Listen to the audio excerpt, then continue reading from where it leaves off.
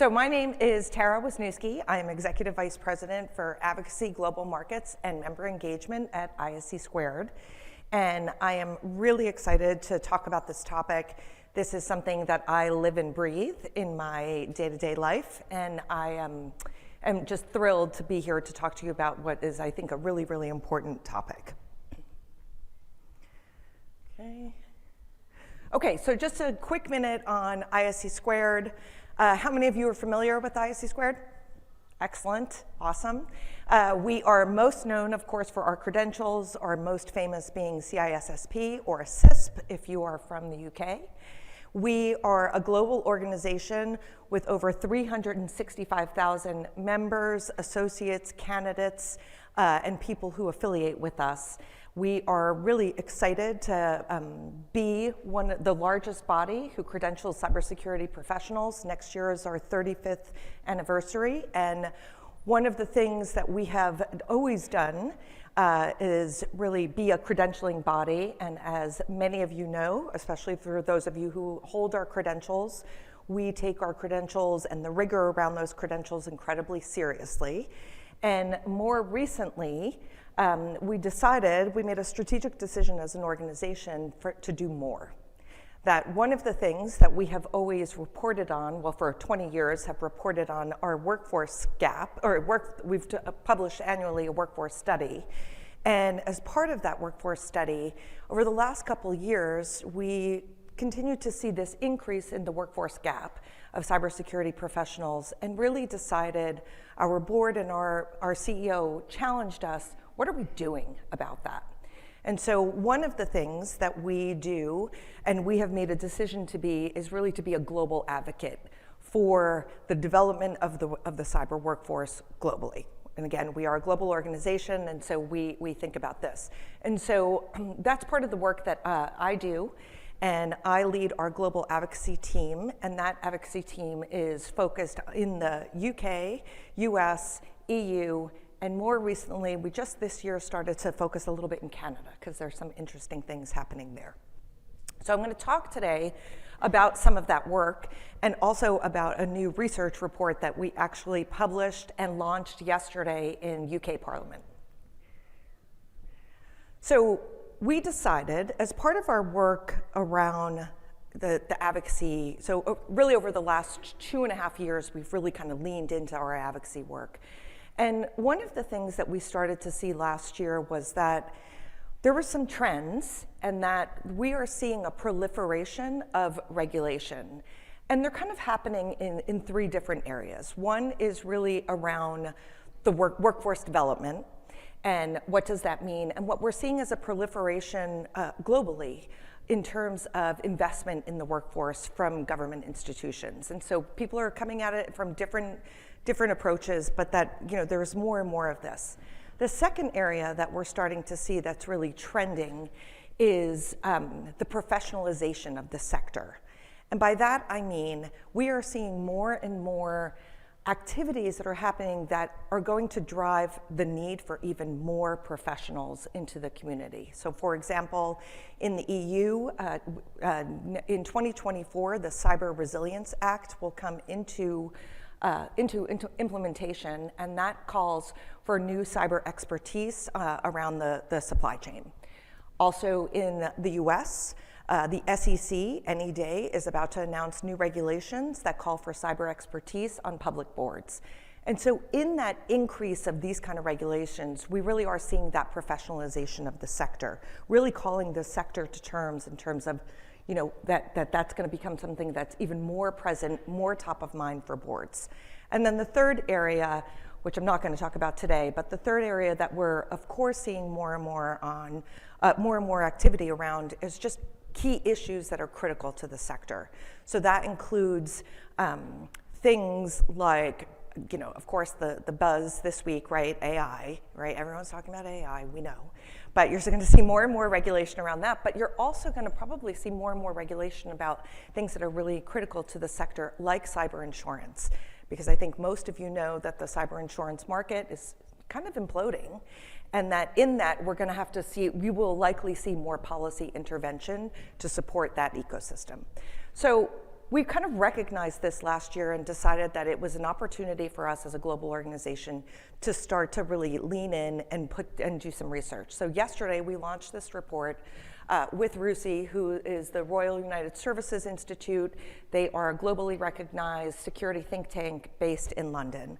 And so we partnered with them to produce this report, which I'm going to talk about today. Okay, so today I'm going to talk a little bit about some of the themes that we saw and what we're calling out, and then also just really talk about just the emerging policy landscape, and something that for the ISC Squared staff in the room know I am incredibly passionate about. Okay, so we decided that in doing this research, that we had to, of course, we could not go full global. So what we're seeing on this is the beginning of probably a research series, because there's so many different topics for us to cover. But we decided to take a look at 6 jurisdictions, so US, UK, EU as a jurisdiction, Singapore, Japan, and Canada. And there's a couple key reasons for those jurisdictions. Again, from our advocacy market, we as an organization have focused on those 4 markets that I already mentioned. And the reason that we focus on those 4 markets, but really US, UK, and EU, is those are the markets that really set the policy landscape for the globe. And very often we'll see in policy development that people will look first to see what is happening in those jurisdictions before they start to go down their own policy landscape. Okay, so we had to make those decisions in them. Okay, so the top line, and I don't think this is a surprise for anyone, but the top line is more regulations are coming. And we are going to see, as I've already kind of talked about, there's a proliferation, there's more coming, but it is going to happen. And what's interesting is there's these 2 push, right? There's one push around legislation and initiatives that will drive the workforce, but then there's also industry pushing, and it's very interesting. I travel the globe and talk to cyber professionals every day. Most of you know it's coming, right? And so how do you prepare for that? How do you prepare your teams for that? How do you prepare your own leadership for that? And this is something that I think that we hear often from industry say, regulation will stifle innovation. I'm not sure that personally. I think that gets overplayed a little bit, because the reality is that it's coming, and so it's better to lean in and better to be prepared rather than resist. I think that there's an opportunity for the cyber community to lean in and inform policy so that actually the policy that is made is reasonable, makes sense, and actually can be implemented. Okay, I think I've kind of already covered this. Oh, I'll talk about this for a second. So when we started to do this research, of course, you have to always make decisions, right, in terms of what you're going to focus on and what you're not going to focus on. So our bread and butter as an organization is workforce development. So of course, we took a look at that. But we also decided to focus on just one topic to get a snapshot of what's happening, and decided to focus on critical national infrastructure, critical infrastructure because that's really, really important, as we all know. And then also want to talk a little bit about the international cooperation and norm development. You are seeing, and it's very interesting for those of you who are aware or have read, just last month the US issued its first national strategy. And in that strategy, it's the first time that the US has specifically called out that there is an opportunity to partner around the globe around this. And we're seeing that more and more, and we see that as a good thing. Okay, so on workforce development, as you all know, no one is immune here, right? This is a global issue, and this is something that everyone needs to be thinking about. And I've mentioned already, we do an annual workforce study, and our workforce study is actually for 2023 is in the field right now. We will be launching it in October at ISC Squared's Congress in Nashville. Sorry for the plug, but I have to do it. And this is where we are even just in the last 2 years. So global needed workforce 2021, 6.9, 2022, 8.9. So the global workforce needs to increase 74% to fill what the need is. So clearly, this is a huge issue in terms of what does this mean, and governments are paying attention. They are fully aware that the risk to not only resilience, so business resilience, but also just to safety and consumer safety is going to increase. And so how are we going to get the just professionals into the field? And so this is, again, something that we think about all the time. All right, here's the good stuff, is that there is growing global awareness of cybersecurity and the need for skilled professionals. And we're seeing this is coming out of, in different jurisdictions, governments are approaching it in all different ways. So in the US, it is, the Department of Labor is thinking about this. OMB is thinking about this. The national strategy even has later on today, the Office of the National Cyber Director is hosting a panel where they're going to be talking about their new workforce study. I'm on that panel. And, even in that, there are so many different agencies that are coming into the work, that are thinking about the workforce, and there's a need to coordinate those initiatives, but there is a real interest in this. We're also seeing an incredible increased investment in cybersecurity education and training programs. We think that that's a really great thing, but again, there is a lot of inconsistency, and one of the things that I'm talking about more and more in conversations that I have is the question of, are these initiatives working? Because some people really are starting to think, like, is this really working? So there's work to do there. And then, very importantly, there is a significant amount of focus and increased efforts around diversity, equity, and inclusion in these workforce developments. And one of the things that I thought was really novel in the US strategy is that that is very consistent. There's a need for diversity. We as an organization talk about the need for diversity. And we kind of think about it in two different ways in terms of the diversity. Not only do we need to bring in people who have not traditionally been in the field just because of the numbers, but also there's such an importance of diversity of thought. And I think you all know, we hear from our members all the time that the most diverse teams are the most robust teams. They are the teams with the most agility, most flexibility, and they also, we know from our research, that more organizations that actually embrace diversity in cyber have a much stronger retention rate of their professionals, so they're not leaving. And so that's also another important piece. So I'm just going to go through rather quickly, and of course these slides are available, but just to give you a snapshot in terms of what some of the different initiatives that are happening in these various jurisdictions. So of course in the US, the Biden administration has been very front and center on this topic, convened a workforce summit last year. We were pleased to be part of that. And then, of course, have launched not only a national strategy, but then there'll be a workforce strategy. Interestingly enough, and it didn't make it on this, I just 2 weeks ago had a meeting with the Department of Defense, and particularly in the US, but really globally, that has a very big role in kind of setting what cyber standards look like for the workforce. And they have also launched, it's going to be public, I think, next month. They have launched a new workforce strategy even for DoD because they don't have enough people. And so, you're seeing, again, more and more investment. And you'll see that in the US coming. And of course, most of you, I assume, are familiar with both NIST and NICE, and how NICE is a really important entity in this conversation. In the UK is in its second round of its national strategy. First national strategy was announced in 2016, fully funded, and now they're in round 2 of that fully funding. In the UK, they have established a National Cybersecurity Council, and that council is actually working on trying to decide whether or not they can introduce chartered status for the profession. So for those of you who are familiar with that, that is a designation very popular in the UK, and you see it in sectors like architects, engineers, accountants, et cetera. So again, that kind of speaks to that professionalization that I was talking about earlier.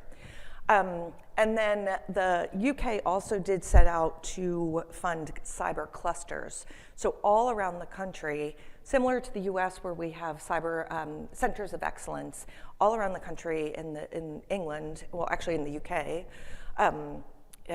you'll see clusters where their industry has come together with universities, and they're also with government funding. So truly public-private partnerships.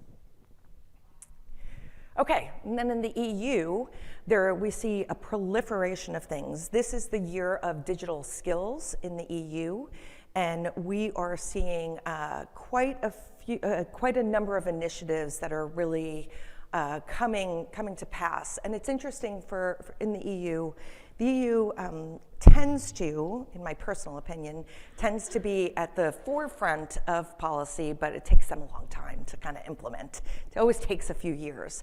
But it's interesting that they've actually, in the past, particularly around cyber, have been more focused on process and products, and now they are starting to get much more focused on the people side of things. And so there was just a launch of a Cyber Skills Academy. ISC Squared has made a pledge regarding that. And then there's also the new European Cybersecurity Competence Center, which is launching in Bucharest next month. And that will also be a secretariat for national cyber centers. And so you're seeing the EU trying to push all of their members to actually coordinate around cybersecurity centers. In Canada, there's actually there's a new piece of legislation that is going to come into effect in Canada that really does strengthen the need and strengthen initiatives around cyber workforce. Canada, not surprisingly, very much so leans on the US and looks to the US. They've adopted the NICE framework, but just this year, they've also announced investment in initiatives that will help drive the workforce there, because they are also seeing, like everyone else, deep needs. Okay, and so Singapore is very, very interesting from the workforce development piece, because Singapore has been at the forefront of upskilling and reskilling. Now, Singapore, nation state, small nation state, right? A little bit easier to get things done in Singapore, just because that's the way that they're set up, and that's the way that they're culturally, that's effective. But they have been very focused on really driving the workforce from the student level.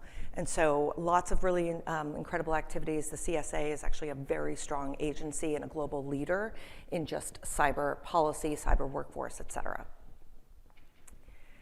And then finally, in Japan, there's quite a bit of activity going on. So Japan is doing more and more around policy development.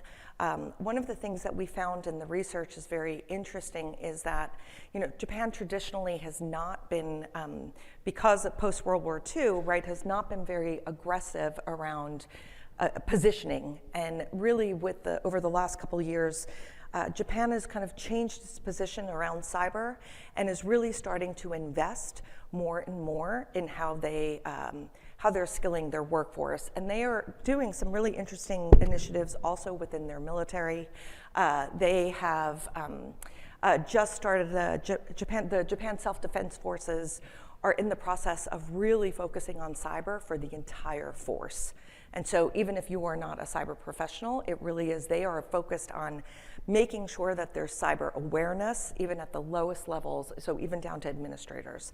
So some really exciting things happening in Japan, and a lot of focus on the need for workforce. And of course, just given some geopolitical dynamics, it's becoming increasingly important.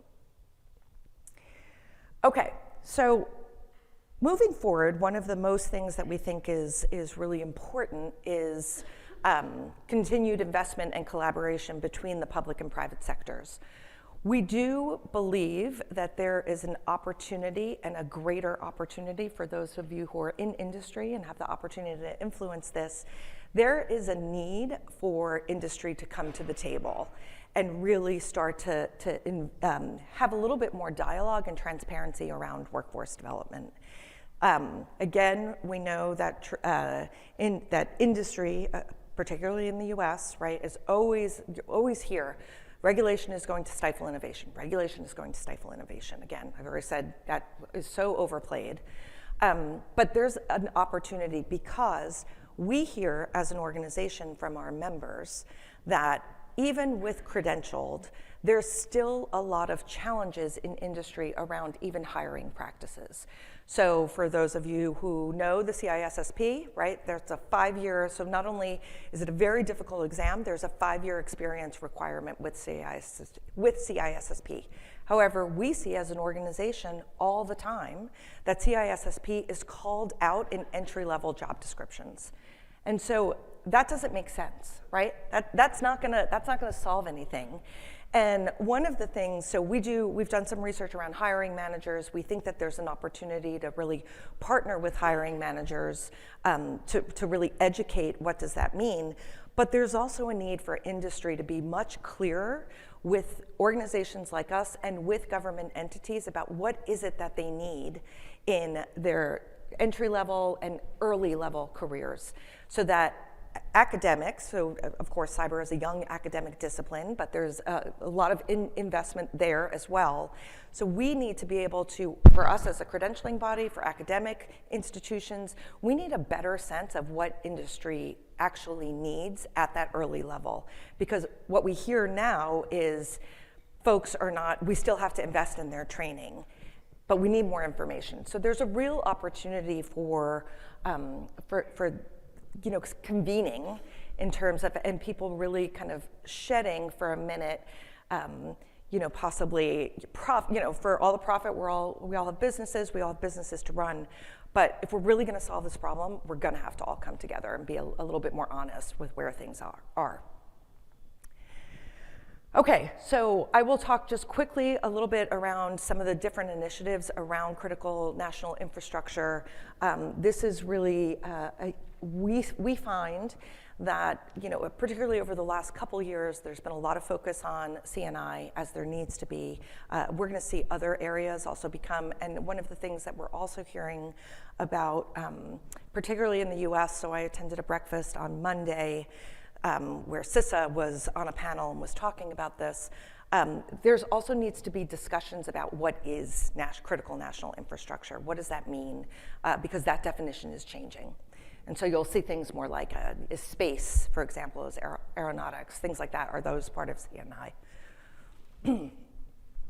Okay, so all of the jurisdictions, that's top, right? Top of mind. I mean, this is really about keeping people safe and keeping national institutions safe. So that, like in the UK, includes NHS, some really big systems.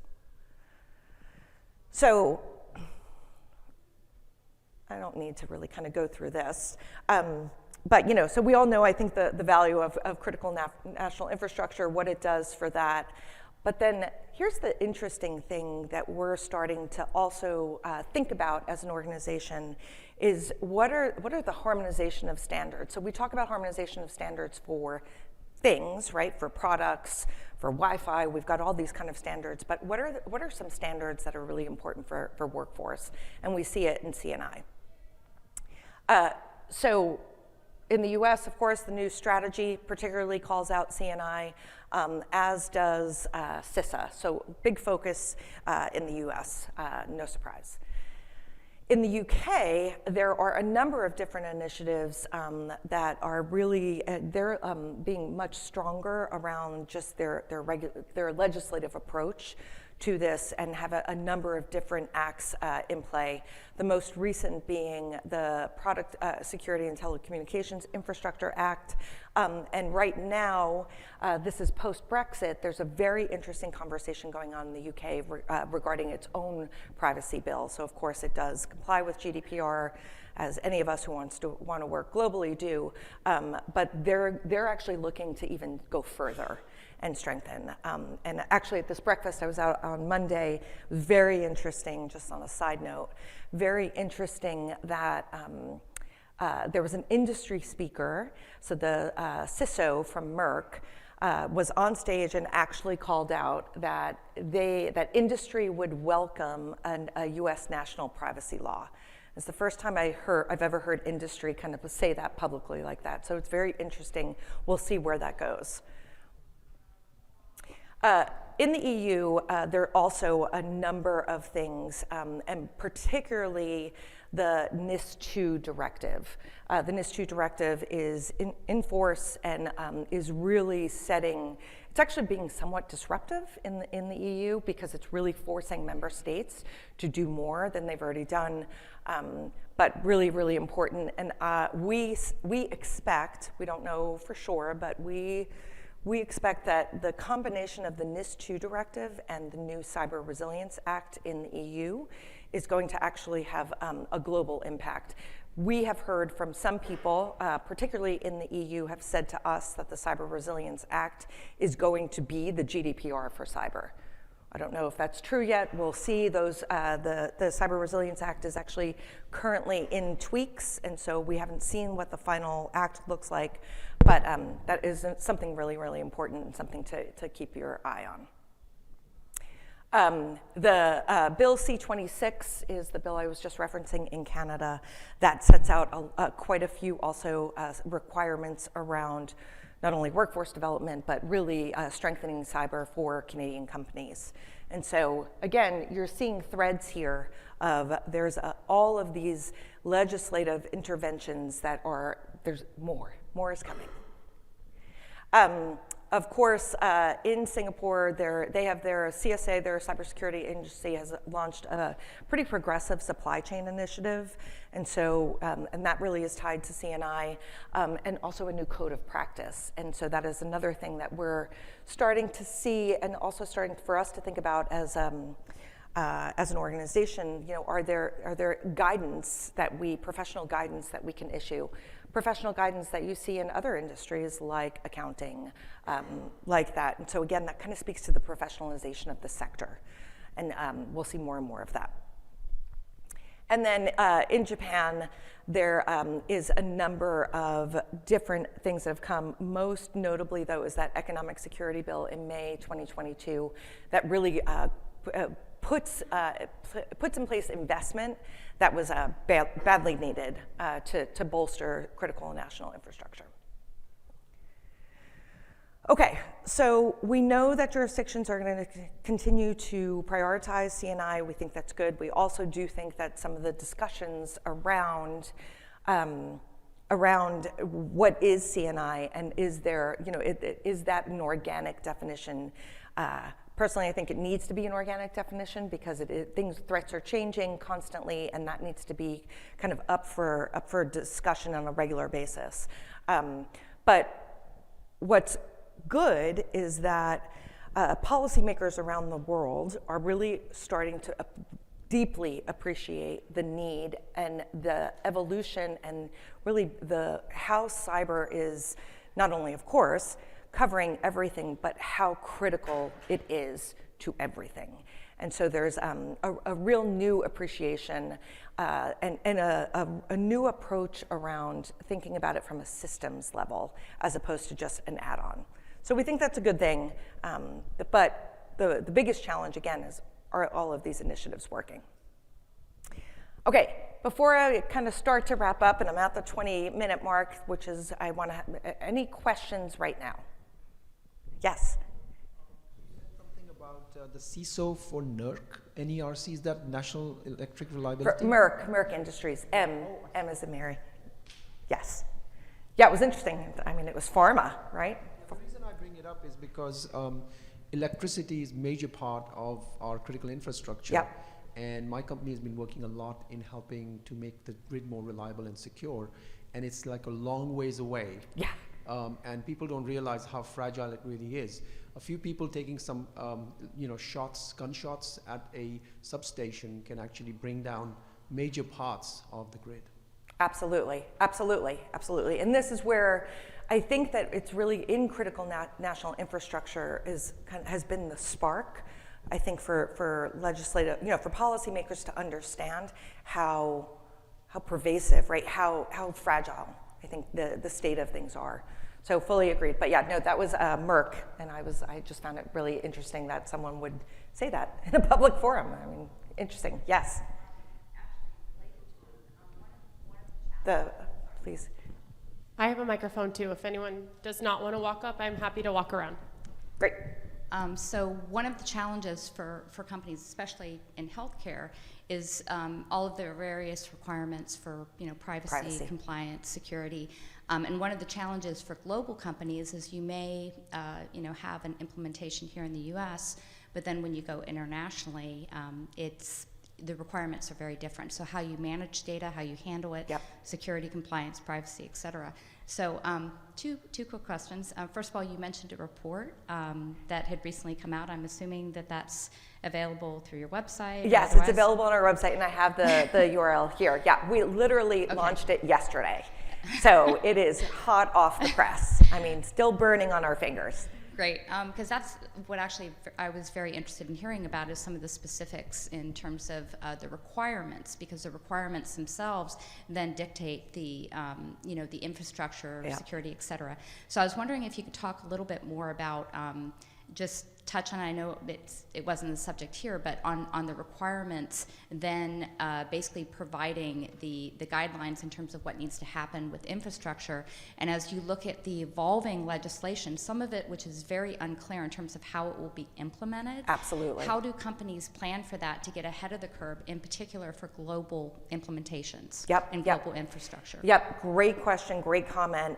One of the things that we are doing more and more of is raising that issue with policymakers, because one of the things that we know even from IT auditors, right, and so my previous employment was with ISACA, and so I know that world as well, and one of the things that Sarbanes-Oxley did, although it absolutely strengthened, right, auditing and called out for IT auditing, but then you get into a checklist mentality, and when there is a complete regulations that are coming from all of these different entities, and they don't line up and make sense, right? And so then you've got staff who are just in that checklist, right? And so one of the things we're trying to do is raise awareness around that as people do, as we see the more and more cybersecurity, more and more security legislation, right? And this is, of course, and no surprise to anyone in this room, that intersection of data and security.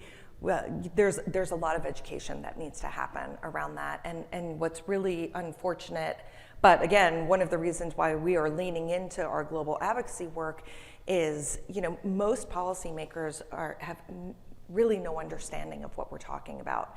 Forget at the technical level, right? But they really don't have appreciation for what that actually means when you're in a business, right? And so we're trying to raise awareness around that. That is probably one of the next rounds for us. So this research report is our beginning. It's very much a survey, very much a snapshot, but there's a lot to be done. And actually we're in talks right now with IAPP of what can we do from a strategic partnership to again, kind of really bring some light to the intersection of data and privacy. Yes. Hi. Hi. Final question is, we have NIS2. We know the countries. I mean, every EU country is working on their local and national regulation for that. But we have the DORA, and we have these cyber resilience at the same time. Yep.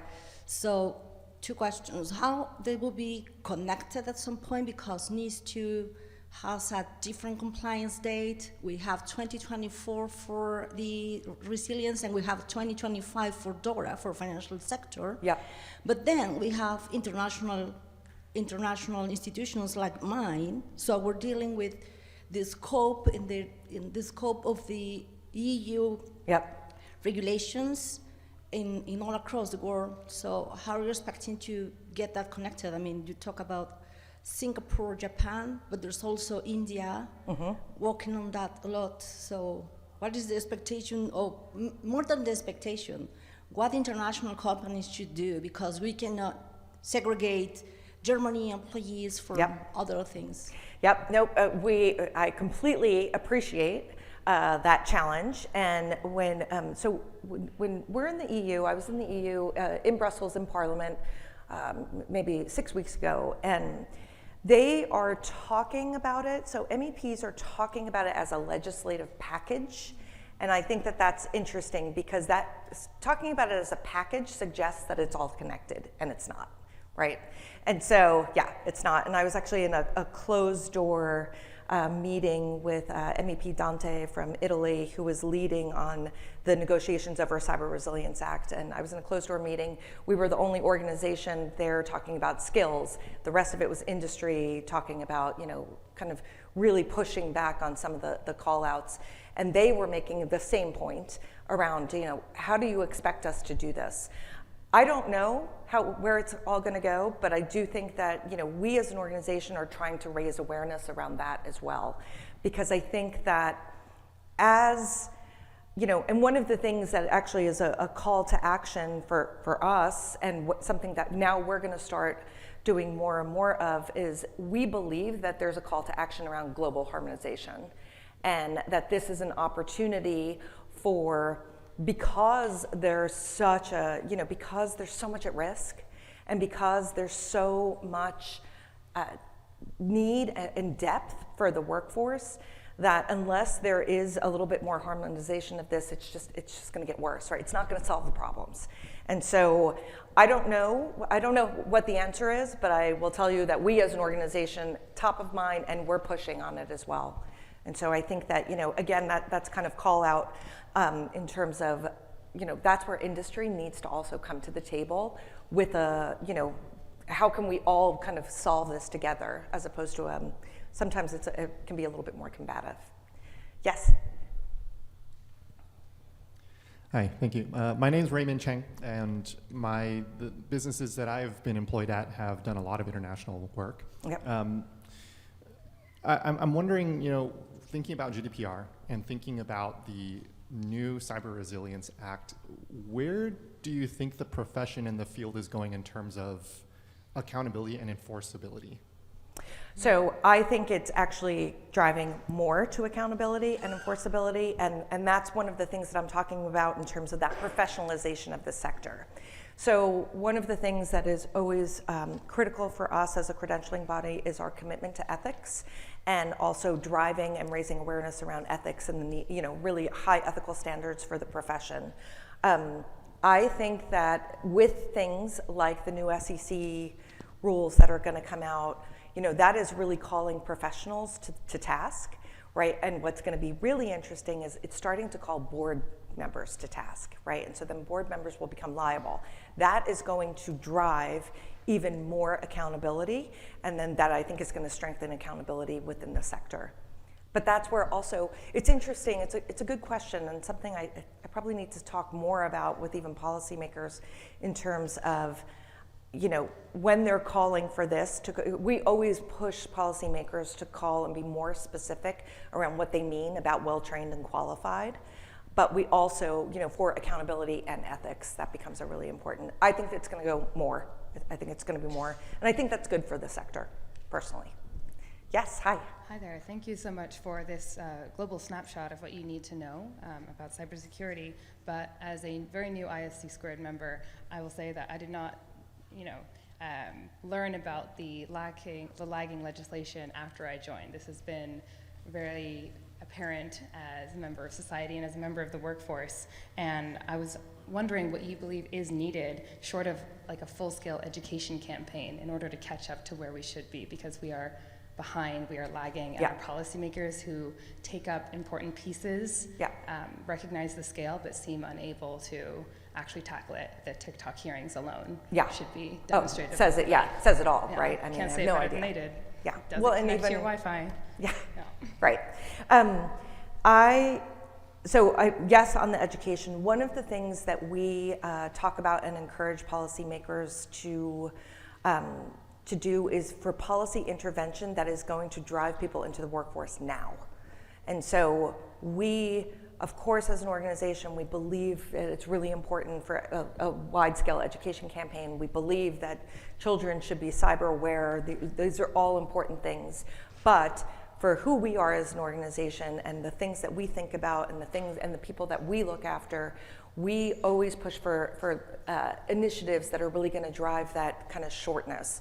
And so one of the things that we're doing more and more of is also, even when we think about partnerships with academic institutions, we're starting to focus on those academic institutions that indeed are focused on employability, as opposed to, say, a research institute that, maybe that degree, they want to think about the theory of cyber, right? So we think that it's really, really important to have initiatives that are, kind of going to get people into, hands-on keys sooner rather than later. And again, that's where, aptitude becomes important. So one of the things for our new certified in cybersecurity credential is really to help signal aptitude, and then that's a good signal for, you should invest in this person in training and give them that. We also do advocate a bit for apprenticeships. The apprenticeship program in the US is woefully underused. It needs a lot of work, but we actually support it. In the UK, they have a different apprenticeship program, and it's actually much more successful. It's pretty vibrant. So there's different ways to do this. I'm not sure who, are you next? Yep, hi. Sorry. Thanks for giving this global overview. It was very clear. I'm working with the European Commission on all those regulations, and yep. What you showed for Europe is just the tip of the iceberg. So I want to be sure that everybody's aware there's much more than this. Yes. You mentioned NIS2 and the Cyber Resilience Act, and the lady just said about DORA. But you've also ADAS2, you have the Digital Market Act, you have the Digital Service Act, and what a lot of companies don't see is that there are deadlines by the end of this year. Yeah. I'm actually flying tomorrow to Seattle. You know which companies are there. Yeah. And they're actually they were not aware of it. So yeah. There's a lot of education and communication to be done. Yes. And to answer the question of the lady, whether there's links between them, yes, there are. If you have very strict regulation, like DORA, for instance, which is more strict than the NIS2 regulation, yep. There's like a presumed compliancy for the other one. So you have to find out the links between them so that you don't have to do all the certifications. Thank you for that. Thank you for adding that. And you're 100% correct. Yeah, what I'm even talking about in every jurisdiction, what I'm talking about today is just the tip. It's not even a full shot. Yes. To add to that too, so I'm a licensed attorney in the United States with a CISSP and an FIP, and I practice in international law. And this is one area that too, if you have the ear of your board, if you have the ear of your CISO and your CIO and your CEO, get data law out from underneath HR. Right. Stop assigning your HR attorney to privacy and cybersecurity because you think the only personal data you have is in your employment files. 100%. There are lawyers out there that you can't. The legislation regulation is always going to lag technology. Yeah. But it doesn't lag legal theory. Yeah. Cyber Resiliency Act is based on product liability laws. There is overlap. There are frameworks that have existed for trusted AI for years. NIST 2 is the second iteration of NIST 1. We have the background, but if you sit and wait for the regulators to come up with something because you think they're going to write a statute that's going to be imminently clear the minute you read it. Yeah, you're really. I don't know where you live, but I'd like whatever you're drinking. Yeah. But there is a legal workforce that understands these things. We're not unicorns, but we are harder to find because a lot of the legal structures within the companies are still saying, oh, this is a generic issue and doesn't require specialty. And ISC Squared knows that there is a skills gap not only in the technology, but we need to educate our legal professionals and our business professionals on the intricacies here. Absolutely. So, keep that in mind because it's not just waiting for regulation and then we'll all jump and pray we can do it in the year before it becomes effective. Absolutely. There is a basis for it, and there's people who do it. Yeah, and I think that thank you for those comments, and again, as I mentioned, IAPP, we talk, you're right, I think that, and your profile, we're starting to see more and more of, which is a good thing, right? That's a good thing, but still woefully, there are not enough of you either. But, I do think it's foolish to think that the policymakers are gonna solve it. Right, it's just foolish, and that's why we're sort of saying to the community, lean in. Right, it's not only it's coming, but get ahead of it, because if you get ahead of it, your business is probably going to survive much more effectively. Yes, sir. Yeah. Hello, my name is Mark. I work for an international company, and my main objective is compliance. And every morning, I come in, there's a new regulation, sets of requirements that my company needs to meet. So I'm looking forward to read the report, very interesting, but I was wondering if there was some tool or work that you're doing to cross-reference all these different standards, because they all overlap, they all talk about the same thing. So it would be good, and I think everybody in the industry is looking for this cross-reference because we're all subject to the same frameworks and standards. So I'm wondering if ISC Square is doing something for that, or are you aware of if it exists elsewhere? I don't believe it exists elsewhere, and it is an opportunity. And so we are starting to talk. We're starting to talk more about what else can we put out into the field that is going to, help kind of drive those conversations. And that we only have a couple minutes left, and that's kind of my end is really, we need those kind of global partnerships, right? And we need an understanding of what that is. And again, I think it's really, so that we're not creating all of these, not creating a checklist mentality. And so we know that there's a need for more than that. We haven't decided yet what's next for us in terms of the research piece, but it's a great idea, and might come back to you with that. The other thing that I do think is coming, and this is a really good thing, and it's really interesting that the US has called it out, but is the need for global partnerships among jurisdictions, talking more to each other. We have found very often I am asked, well, tell me more then, what about what's happening in the UK? Like, I didn't know that, and there's a need for, even on a diplomacy level, the need for cross-border partnerships, and so we're also advocating for that. And then just quickly, so that goes into the standards piece, right? What's the harmonization here? What does that look like? How can we cross-reference things? How can we raise awareness? How can we knit all of these things together to not only advance the work, but also protect people? And then one of the things that we are starting to think about, we don't have a formal position here, but we also know that there's a certain mentality around emerging technologies, and this is definitely an area where policymakers are not informed, they don't understand, and they really don't understand how the technology is going to affect things. So a lot of work to be done there. And then, this has been one of my themes, we must, big tech and industry must acknowledge its role in the ecosystem. And then this is, RSA always wants us to make sure that we give you some kind of next steps, and this is really, I think, part of the theme I've had today is just lean in, engage, make sure that even to the point of you have the ear of your CISO, you have the ear of your CIO, if you have the opportunity to present to your board, you make sure that people are aware of what the global policy landscape looks like. And with that, please, the report is available for free, and you'll please look to us for more for this. And thank you so much for coming today. Appreciate it.